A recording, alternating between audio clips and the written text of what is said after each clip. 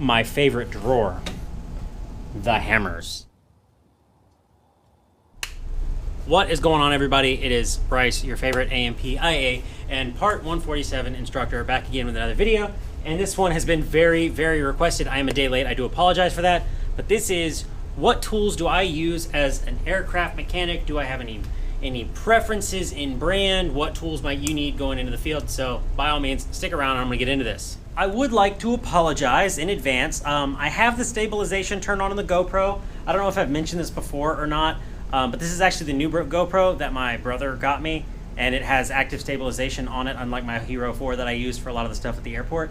So I don't know how well that's gonna work. So if it's shaky, I do apologize. Please stick around though. So this is actually my work toolbox. This was the toolbox that was assigned to me here at the school. And the reason I'm gonna use this is because my tools, my personal tools, are actually spread out over a couple of different places. I have some of them in my car. I have some of them in the air. I have a lot of them at the airport, and I've got some of them at the house. So for this, I'm gonna go through here. There's a couple things that are missing that I keep and that I have, and I would like to talk about those. But this is going to be remarkably simple. So first thing, I have a set of 1/4-inch sockets. This is exactly the same as my my house.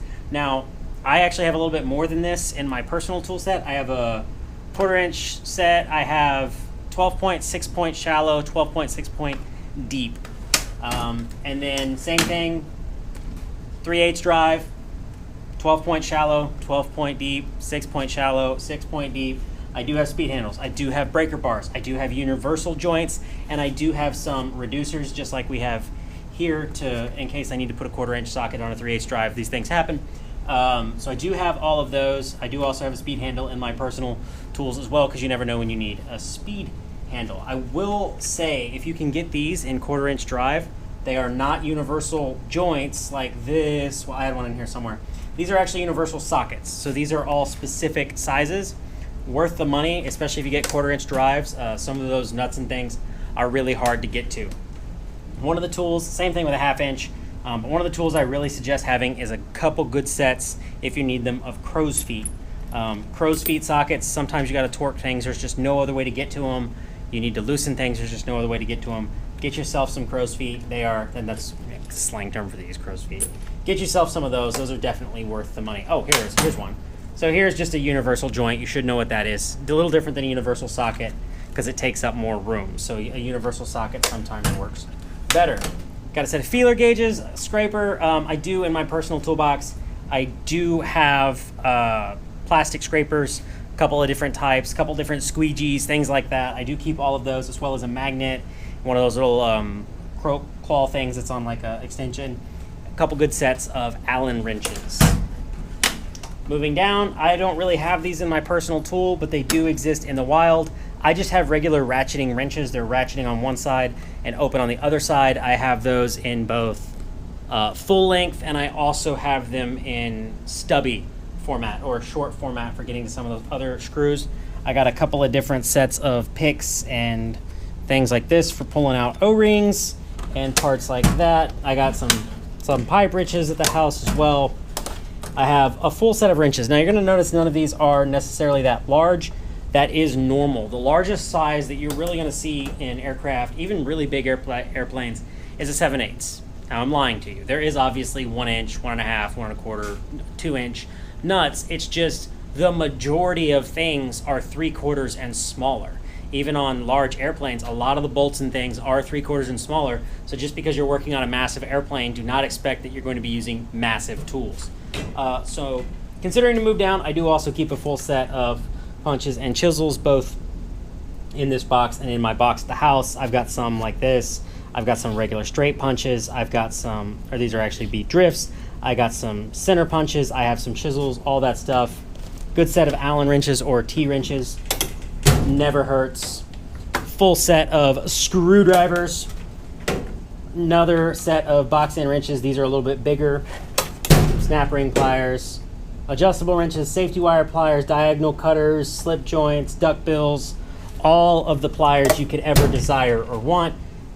And finally, my favorite drawer, the hammers. Full set of hammers, rubber mallet. I don't have a dead blow in here, but I do at my house. dead blow, which that's just basically full of beads so that when you strike something, it stops and doesn't bounce, as well as some soft face plastic mallets and some ball peen hammers. Some ball peen hammers in different sizes. Continuing to move down, more hammers, pneumatic vacuum, measurement tools, and then at the very bottom is some really large wrenches and a hacksaw just in case they are needed. You'll notice they're very, very dusty. So, what other tools do I have? What other tools do I use? What tools do I recommend and think you should buy? Glad you didn't ask. Well, I've always kind of gone with Craftsman tools. I will be honest with you, I do have some Pittsburgh tools. Those are the ones that you see at Harbor Freight. There's nothing wrong with that as long as you're buying the higher quality ones, the more expensive ones. If you're buying the cheaper Pittsburgh wrenches, your 3/8 is actually a 10 millimeter and not a true 3/8. So you need to make sure that you are getting standard tools. Now, on some aircraft, I know there is metric hardware, but 90% of the time, you're going to be dealing with standard American hardware in American sizes. So you're going to make sure that your tools you're buying are American sizes and not metric, which makes it hard to find toolkits. Toolkits are often sold with everything, and then you're taking a bunch of metric tools out of there that you don't need at your job. So if you can buy standard sets of tools, it's better or beneficial to buy standard sets of tools. But I typically use Craftsman tools. I do have some Matco tools. I do have some Snap-on tools. I even have some Cornwell tools. I am not particular to a brand. I am not loyal to a brand. I know some people are. That's good. I don't have anything wrong with somebody who's partial to Snap-on. I know people personally that Snap-on is all they will buy, and that's just an example of obviously one major tool manufacturer. But outside of what you've seen in here, some of the tools that I keep with me, especially being a general aviation mechanic, I have a couple of different I have a couple of different electric drills, screw guns as I call them, really low power, can turn the torque down so I don't strip screws. I should also add, my screwdrivers are actually Husky screwdrivers because Husky's Phillips head screwdrivers fit aircraft screws. Chef's kiss, perfect. If you're looking for screwdrivers that fit aircraft screws, Husky is the way to go. You get those at Home Depot. They work great. I get their little Phillips tips for my screw gun, or actually my drill when I'm putting panels on, because it fits, it won't strip them out. I have a Husky screwdriver that I can stick in a cam lock in the side of a cowling and let it go, and it fits so tight it won't fall. Anyways, so yes, I do have those. I do also have a pneumatic screw gun. I have a pneumatic drill.